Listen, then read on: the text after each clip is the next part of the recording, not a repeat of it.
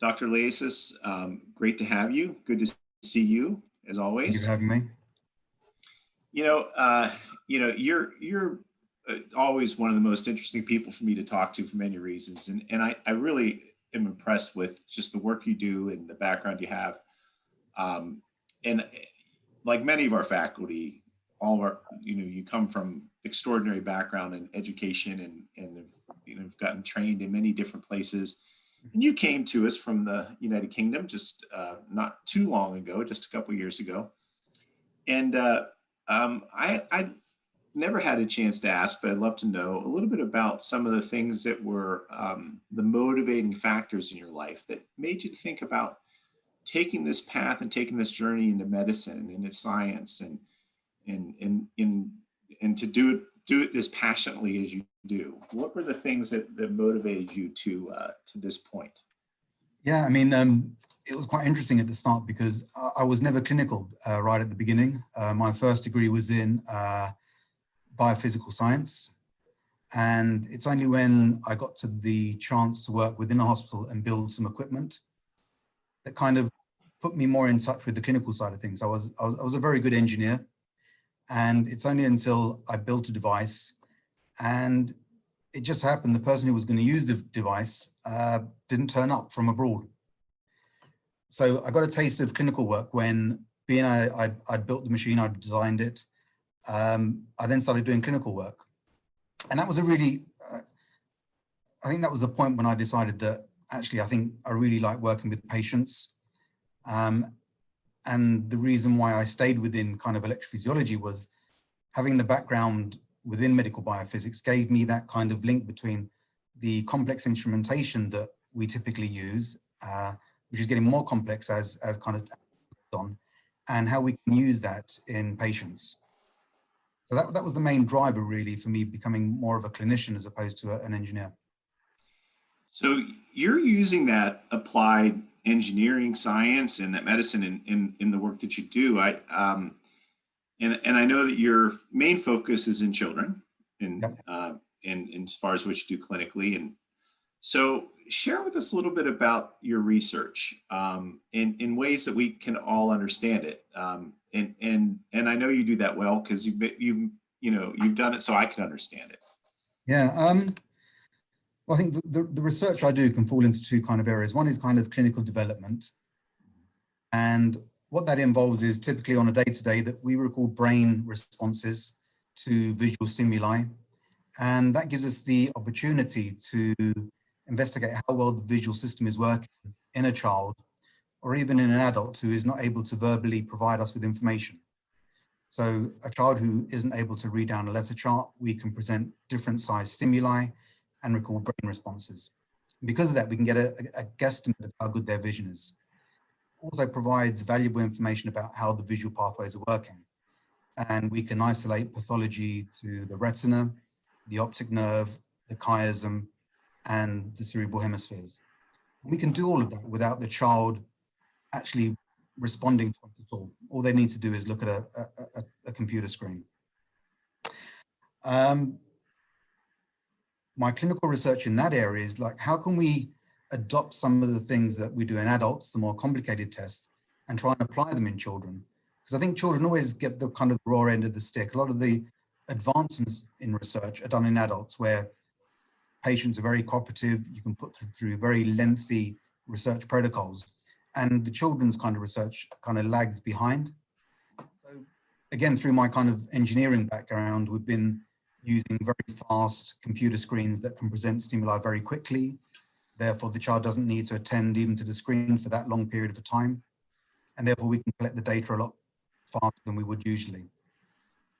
We've changed techniques that instead of using corneal electrodes, we can use a skin electrode, which is far less invasive, but we need to process the responses that we obtain just a little bit better and kind of use mathematical models to kind of extract the signals that we want. So that's kind of the clinical research where we're trying to modify the technology or the techniques that are typically used in adult work and see how they can fit within children's work.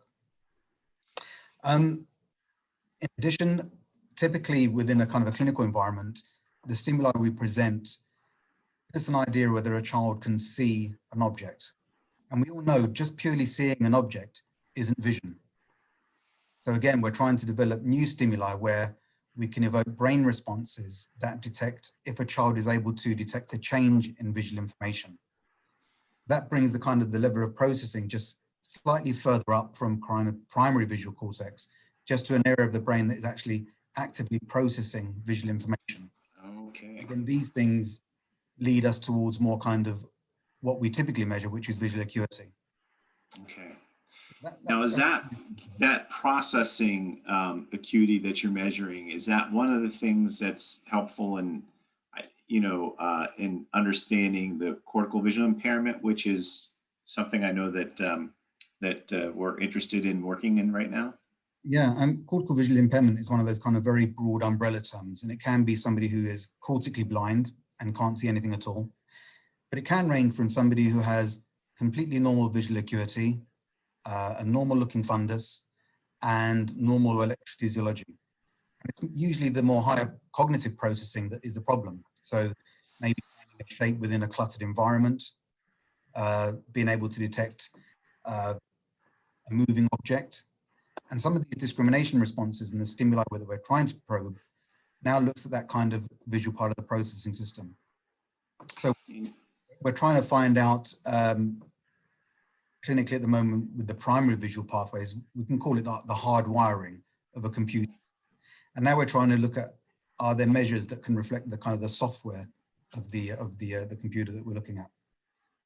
Yeah, I've had the pleasure of learning a little bit about this with you. And of course, we do have a support from a foundation that's supporting some of the work in a collaboration with the Western Pennsylvania School for the Blind. I've been amazed to find out how many kids actually have that diagnosis, loosely termed diagnosis of the cortical visual impairment. And that there's not really a good solid diagnosis for actually understanding what the problems are and the processing issues that cause that. Is that correct? Yeah, and I think because all of these patients are kind of grouped under this one umbrella, when research is done with this group of patients, it's such a mismatch. Mm-hmm. The research that you kind of alluded to is to deep phenotype these patients with cortical visual impairment. So we can try and maybe put them into separate silos, those with optic nerve pathology, those with kind of prenatal abnormalities, those children with kind of classical MRI findings. What we're trying to do is then to provide some kind of intervention through either a questionnaire or a habilitation strategy. What we hope to find is that some patients respond differently to different strategies depending on what the pathology is in the first place. So you're right, I think everybody comes under this one broad umbrella, and there's no real taxonomy or kind of definition of how a patient with CVI will function or how they would benefit. And the only way to do that is to really look at a large group of patients with cortical visual impairment and see what clusters amongst the various visual functions and behavioral functions. Well, it is really important work. So thank you. And it's good to hear about the progress. So you came here just a couple of years ago. And I know that you work closely with Ken Nishow, but you're part of this team that's been brought here to Pittsburgh that's working, a lot of new faculty that have come along in the last few years. What are some of the driving forces or factors that made you decide? And I know the great sacrifices, especially now with our current pandemic situation being, far away from family in the UK. What were the things that said, let's make this this our next journey in science and applying your skills? I think the main thing for me was the collaborative approach about the way that the university functions over here. I was a member of I still am a member of the Institute of Child Health at University College London. And even there, where physically you was very close to your research colleagues, a lot of the research was done in silos separately.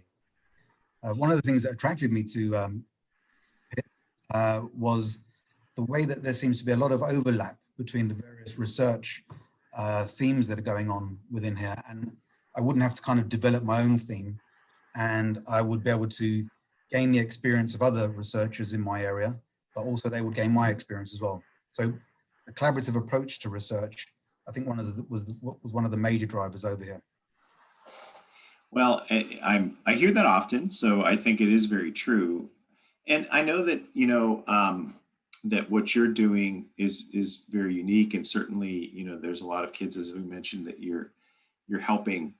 If you're looking at the population of kids that you're taking care of now, and the problems that they're dealing with, and the things we're trying to do in both taking care of them now clinically, but also in the research that we're building and trying to improve in terms of new pathways to care, what could you hope for or expect for the future to bring in terms of new ways to be able to deliver care for your patients?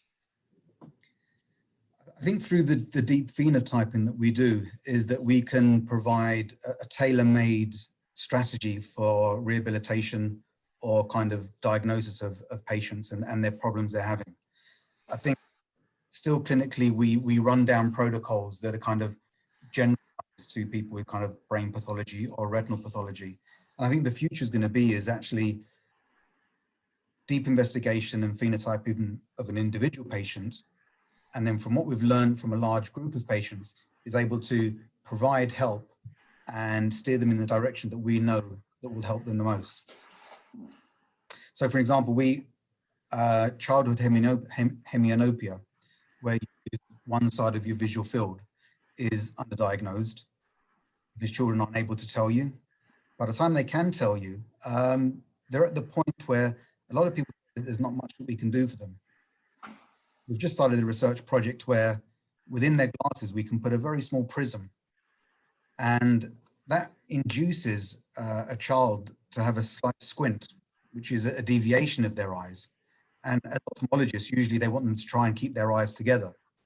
But reducing that squint, we can then expand their visual field.